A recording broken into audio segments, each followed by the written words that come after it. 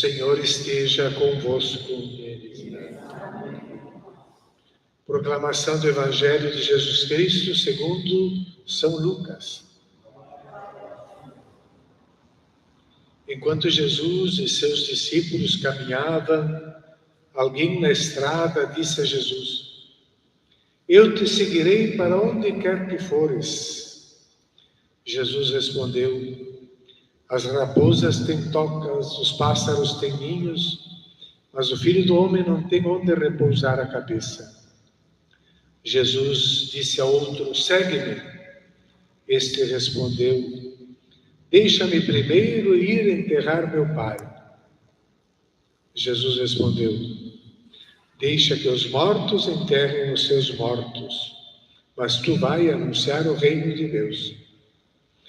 O outro ainda lhe disse: Eu te seguirei, Senhor, mas deixa-me primeiro despedir-me dos meus familiares. Jesus, porém, respondeu-lhe: Quem põe a mão no arado e olha para trás, não está apto para o reino de Deus. Palavra da salvação. Podemos sentar um instante, irmãos e irmãs, festa de São Memória de São Francisco de Assis, esse grande santo, que nos coloca também diante dessas leituras tão bonitas que nós acabamos de ouvir e que nos fazem realmente pensar numa paixão muito grande que sentiu Francisco depois de uma vida bastante larga, cheia de riquezas, mas também de aventuras como fazer guerras, lutas e tudo isso. Então passou depois por um processo de conversão que não deve ter sido fácil, mas ele conseguiu. Viveu pouco tempo, de 1182 até 1226, 44 anos. E pôs-se a serviço dos mais pobres, cuidou dos leprosos, chegou a beijar um, apesar de toda a repugnância que lhe dava, beijou o leproso porque via nele o próprio Cristo. Ele vivia em constante harmonia com a natureza, vivia em comunhão com a natureza. Daí vem o Cântico das Criaturas, que também inspirou o Papa Francisco. Não só se inspirou o nome em Francisco, por essa harmonia com a natureza, mas também aquele documento sobre a ecologia, de alguns anos atrás, que é como é que é o título? Agora escreveu outro documento sobre a ecologia também, na continuidade daquele documento para proteger a natureza, que nós nesses dias estamos sentindo bem de perto, que o quanto a natureza está ameaçando o ser humano, com calores fora do comum, tanto na Europa como aqui no Brasil, em pleno inverno, e chuvas e tudo isso, um desequilíbrio da ecologia. Francisco nos ensina a viver Laudato Si, louvado seja meu Senhor, Laudato Si, o documento do Papa Francisco sobre isso, esse constante amor, harmonia com a Mãe Natureza. Por isso é patrono da ecologia e também dos animais. E nesse dia, o Papa, segundo a determinação do Papa Francisco, hoje se conclui a semana dedicada à contemplação, templo da criação, porque todos nós devemos ter mais cuidado com a criação. Agora, é claro que essa luta passa pelos meios políticos, porque é preciso, às vezes, uma cidade inteira, ela produz menos carbono para poluir o mundo do que uma pessoa com o seu avião particular. Uma cidade inteira. Então a gente pode pensar, mas então o meu esforço de uma pessoa, ou um ser humano normal, precisaria ter 300 anos para poluir como um rico desse, daqueles poucos que tem no mundo, né? poluem em 1 hora ou 2 horas. Terrível essa desproporção. Mas temos que cuidar da natureza, e esse cuidado passa também pelos meios políticos. Não é um indivíduo que vai poder salvar o mundo e a humanidade, se já não está meio tarde para começar isso. Em todos os casos, São Francisco nos inspira essa harmonia e essa comunhão com a natureza. Essa harmonia, essa comunhão com a natureza, nós podemos sentir também tão bonita aqui no livro de Neemias, que ele é um governador, vai ser um governador, ele trabalhava, aí fala no rei Artaxerxes, que é um rei persa, e dizem que ninguém podia se aproximar do rei com o rosto triste, e como o vinho não tinha mais vinho diante do rei, o servo tem que ir lá levar o vinho na frente do rei. Ele estava muito triste, e o rei lhe pergunta: por que tu estás com a fisionomia triste? Tu não estás doente? Isso só pode ser tristeza do coração, disse o rei Artaxerxes para Neemias. E ele ficou com medo, e que o rei viva para sempre. Mas disse: mas como meu rosto não podia ficar triste se a cidade de onde venho tem o templo destruído, as portas foram queimadas, é o templo de Jerusalém, os babilônios arrasaram tudo. Ele diz: como que eu não vou ficar triste? Onde estão na cidade, onde estão os túmulos de meus pais? O que tu deseja fazer? E então ele pediu, fazendo uma oração ao Deus do céu, disse: se for do agrado do rei, que o teu servo possa achar graça diante de ti com todos os temores, diante do rei. Deixa-me ir para a Judeia, para encontrar o túmulo dos meus pais, para poder ir lá reconstruir a cidade. E o rei perguntou-me: quanto tempo tu vai demorar nessa viagem?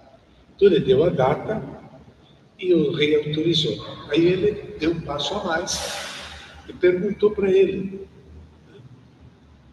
se parecer bem ao rei, me dê algumas cartas para que eu possa passar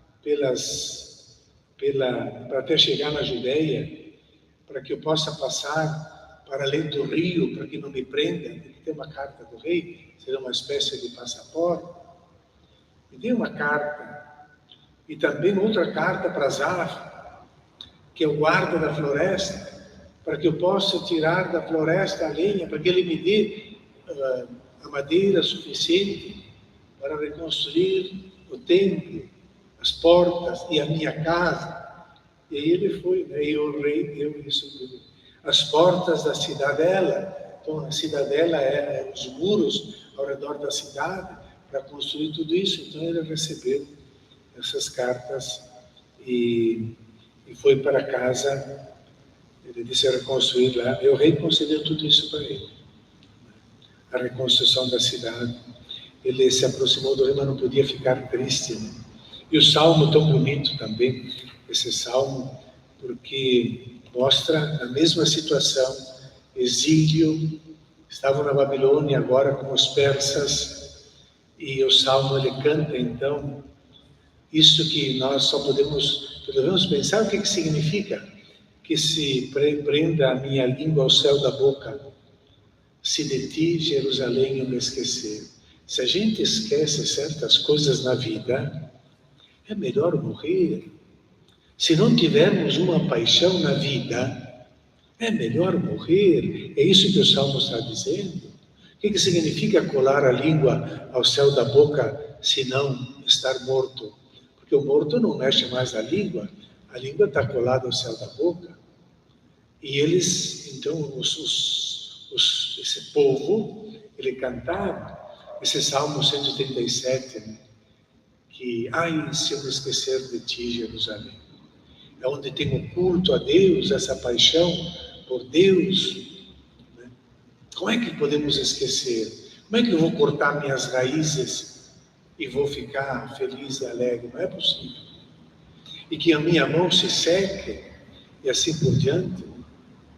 E ele diz, ó, junto aos rios da Babilônia, estavam lá no exílio, junto aos rios da Babilônia, nos sentávamos chorando, com saudades de Sião, saudades de Jerusalém. Sião é o monte onde está construído o templo, né? Com saudade. A gente pode imaginar os escravos que morriam daquela doença que se chamava saudade, não me lembro como é que é o nome.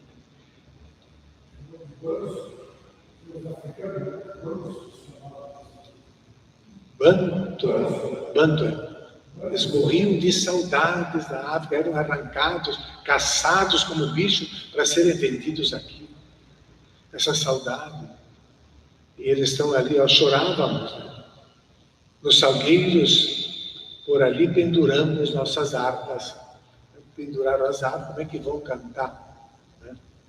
Se eles estão morrendo de tristeza, de saudade, longe da terra, da liberdade. É assim, não havia liturgia. A palavra de Deus é belíssima e ela alimenta a nossa alma. E podemos imaginar, então, essa paixão, esse amor que teve o coração de Francisco depois de tantas aventuras e esbanjamento também, essa conversão. Se converter, se tornar uma pessoa humilde, pobre, entregar até a roupa do corpo para o seu Pai. E viver como os leprosos, cuidar dos leprosos e assim por diante. É claro que, como a lua, ela é iluminada pelo sol, diz o hino da liturgia das horas, né? Assim também a Clara se sentiu atraída pela luz de Francisco. E muitos seguiram Francisco, por quê? Porque foi um homem apaixonado pelo Senhor. Um amor grande por Deus, por Jesus Cristo, essa paixão. Então, diz que escrevem sobre a vida dele, uma das visões, dos sonhos que ele teve em Spoleto, que é essa cidade ali perto de Assis, né? E ele veio nesse sonho, ele ouve o Senhor, Deus que lhe pergunta, Francisco, quem é que pode te tratar melhor, o Senhor ou o servo? E então ele respondeu, o Senhor. Então, por que tu abandonas o Senhor pelo servo? Então, por que abandonamos o Senhor, o Criador, para servir as coisas? Então, a conversão de uma paixão pelo Senhor. Nós também podemos alimentar essa paixão com a liturgia, com a palavra de Deus, que é tão bom, né? Faz bem para a nossa alma, dá a saúde do corpo e da alma. Então, que São Francisco nos traga a bênção da saúde, cuide de nós como ele cuidava também daqueles leprosos. Vamos fazer então agora o nosso ofertório. No nobre